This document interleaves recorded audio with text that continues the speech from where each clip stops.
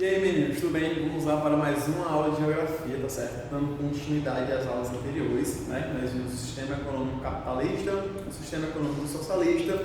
Hoje nós vamos ver o período bipolar, o que foi esse período bipolar, e vamos ver também um pouco sobre o que nós temos na atualidade, que é justamente um período multipolar, digamos assim, né? Mas antes disso, vamos fazer a correção aí da atividade, módulo 2, das páginas 409 a 413. Então, módulos em mãos e vamos dar início, né?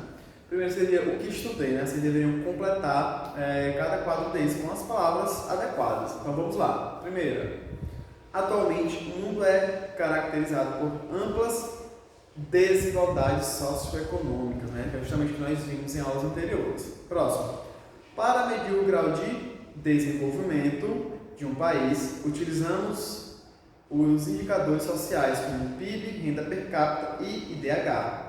Os países desenvolvidos representam valores superiores de IDH em relação aos países subdesenvolvidos, que é aqueles que apresentam baixo IDH. Próximo. É possível regionalizar o mundo tendo como base o desenvolvimento dos países, dividindo o globo entre países desenvolvidos e países subdesenvolvidos. Próximo. O capitalismo é o sistema de governo predominante no mundo atual, baseado na propriedade privada dos meios de produção. O socialismo é o modelo de governo alternativo que foi adotado pela URSS, ou antiga União Soviética, e outros países, baseado na propriedade coletiva dos meios de produção. Próximo. No início do século XXI, 5 países subdesenvolvidos apresentaram um rápido crescimento econômico e passaram a ser chamados de emergentes. Esse grupo é chamado de BRICS, né? Que é Brasil, Rússia, Índia, China e África do Sul. E o último, o mundo bipolar, que é o qual nós vamos estudar hoje, que ocorreu durante a Guerra Fria, foi marcado por uma divisão entre duas superpotências da época, Estados Unidos e URSS. O mundo atualmente é marcado por uma ordem multipolar, com a seção de diferentes polos de poder. Bom, vamos lá para a próxima página. 411. Primeira questão. Observe as fotografias com suas respectivas legendas, né? Nós temos aí a fotografia 1, seria muçulmanos em mesquita. Na 3, sushi, prato de cultura japonesa. Na figura 2, dança típica alemã. E na figura 4, nome de um parque escrito em várias línguas. Então vamos lá para a questão. As imagens acima mostram exemplos de elementos que fazem parte das tradições de povos e nações, conforme estudamos na página 358. Item A. Relaciona as imagens com os elementos que representam, né? Então, o que vai representar a religião, né? Seria justamente a né? Que seria muçulmanos em uma mesquita. O idioma seria justamente na fotografia 4, né? Que vai ter nome escrito em várias línguas. Comida típica seria a imagem 3, né, que tem o sushi, e a festa tradicional seria 2, que vai ter aí uma imagem de uma dança típica alemã, tá bem? Item B. O que esses elementos têm em comum, né? Que é justamente os aspectos culturais de um povo, tá bom? Ou seja, justamente isso que eles têm em comum. Página seguinte. Explique como podem ser estabelecidos os limites dos territórios nacionais. E nós vimos, né, que esses limites podem ser alterados no decorrer do tempo, né? Pode ser através de acordos, tratados, algumas vezes ocorrem conflitos, tá certo? Ou seja, dessa forma nós estabelecemos, tá bem? Terceira, relacione as nações abaixo as suas respectivas informações, né? Nós temos aí Kurdistão, País Basco e Tibete. Vamos ter que relacionar com as informações. Primeira, sua população apresenta forte identidade nacional e desejo por independência em relação ao governo espanhol. Esse aqui seria o País Basco. Próximo, minoria étnica que segue preceitos religiosos budistas e foi dominada pela China, Tibete. E a última, minoria étnica representada por cerca de 30 milhões de pessoas em países como Turquia, Iraque e Síria, seria o Kurdistão. Quarta questão. Ocupando uma região muito rica em petróleo, espremida entre as fronteiras da Turquia, Síria, Iraque e Irã, este povo que não constitui um Estado tem lutado por sua independência desde o século XVI e teve todas as suas tentativas de emancipação reprimidas com extrema violência. Trata-se dos curdos, tá bem? São justamente esse povo que vem sofrendo essa repressão, ao qual eles não conseguem a criação de um Estado independente. Seria o item E. Quinta questão. Observe abaixo o limite dos países europeus nos anos de 1947 e 2011. No caso, nós temos aí a Europa, tá bem? Que seria justamente o mapa representando as mudanças que ocorreu no território durante esses períodos, né? Item A. Qual é a data de cada um dos mapas? O primeiro mapa seria de 1947 e o segundo seria de 2011. B. Quanto tempo transcorreu entre eles? Seria o tempo de 64 anos. Item C. Cite ou descreva duas alterações entre as fronteiras dos países observadas nesses mapas. Caso aí, pessoal, a principal característica marcante que nós temos aí de mapa é justamente a dissolução da União Soviética, né? Ao qual se formou 15 novos países. Vocês terão justamente que falar sobre isso, tá bem? E sexta e última questão. São critérios utilizados pelo IDH para dimensionar a qualidade de vida de um país ou região, exceto, ou seja, o que não seria, tá bom? Nós temos aí a renda, está correto. Nós temos a expectativa de vida, também está correto.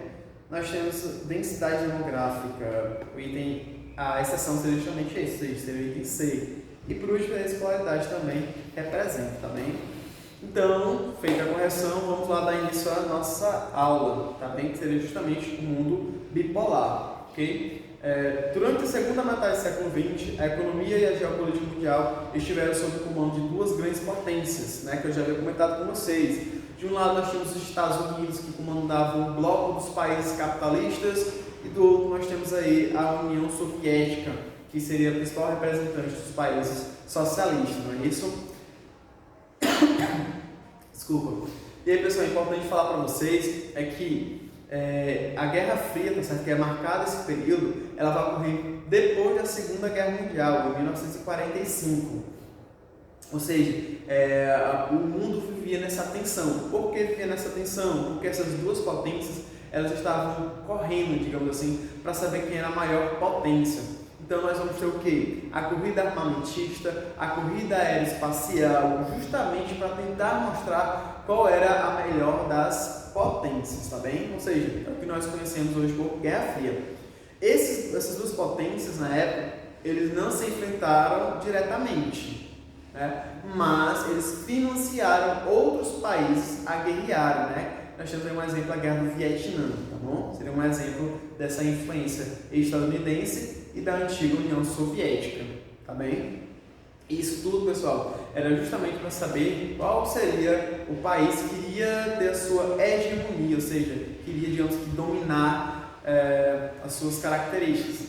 Professor, quais seriam essas características? Como eu falei para vocês em aulas anteriores, nós tínhamos aí Estados Unidos, né? Seriam os países capitalistas, e a União Soviética, os países socialistas, tá bem? Ou seja, aqui é só uma imagem que está representando isso, onde o mundo era equilibrado entre essas duas potências, tá bom? E eles viviam essa questão da disputa, da corrida armamentista, da corrida aeroespacial, que era justamente demonstrando o seu poder, tá bom? Inclusive, nesse período, o que nós temos aí, o primeiro homem indo à Lua, tá bem?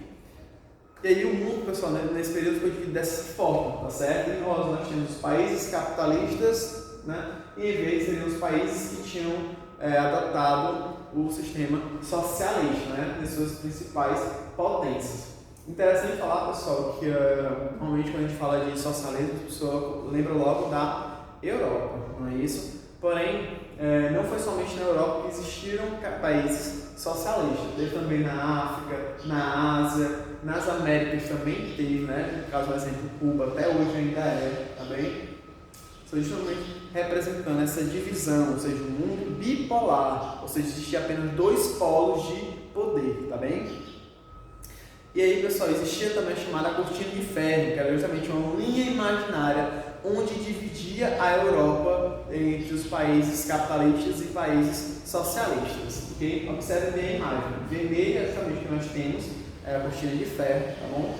E do lado ocidental, né, nós temos os países capitalistas, que era aliado aos Estados Unidos, e do lado oriental, que seria a leste, os países comandados pela União Soviética, ou seja, os países socialistas.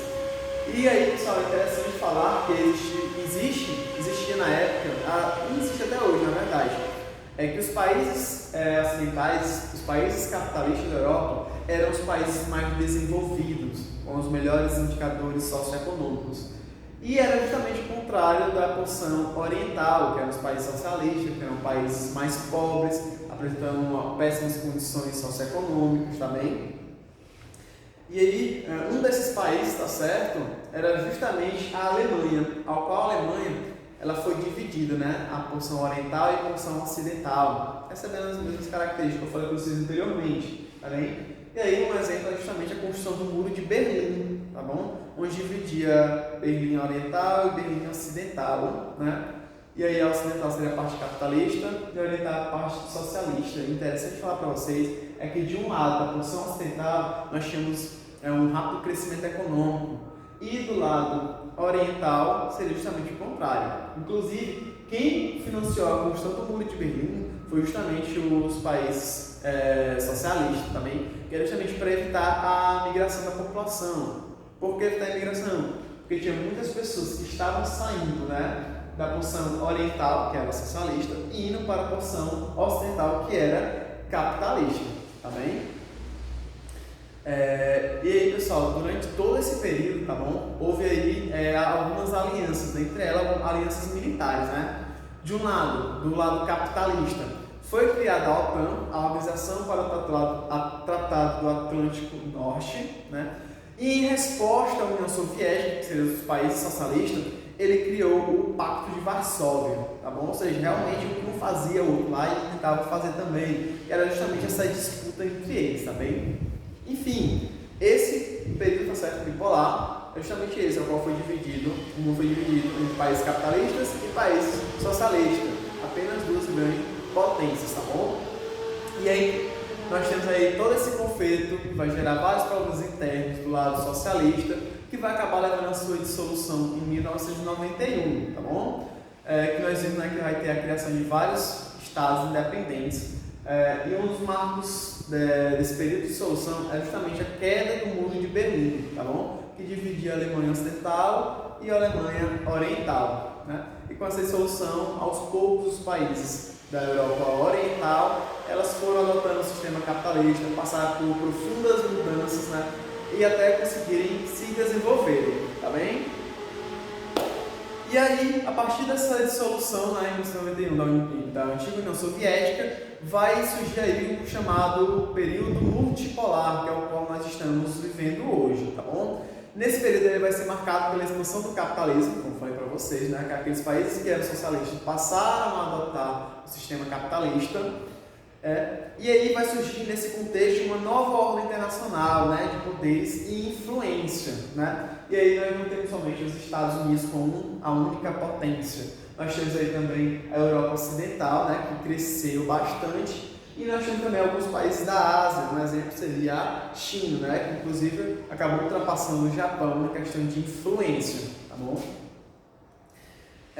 Mas esse período conhecido como período multipolar, ele não foi só algo positivo, tá bom? Teve também alguns problemas, que dentre eles é justamente essas rivalidades étnicas, né, religiosas, e choque de interesse entre nações. Eles acabam criando algumas barreiras para evitar esses fluxos migratórios, né? Existe na Europa, existe também aqui nos Estados Unidos e México, eles criam literalmente, né, muros para evitar que a população eles não migrem de um lado para o outro. Por que a população faz isso? Normalmente a população ela vai sair da região mais pobre e vai para a região mais rica em busca de emprego, mas isso não é algo bom para os países mais envolvidos, não é isso? Vários problemas que a gente vai ter que explicar para vocês em aulas que virão também. E aí, pessoal, eles vão em busca de emprego, e os países mais envolvidos, eles simplesmente vão criar essas barreiras para evitar que não ocorra essa migração, tá bem? E é isso, pessoal, espero que vocês tenham gostado, tá bem? E fica aí para vocês a atividade das páginas 407, 408 e 414. Um forte abraço e até a próxima.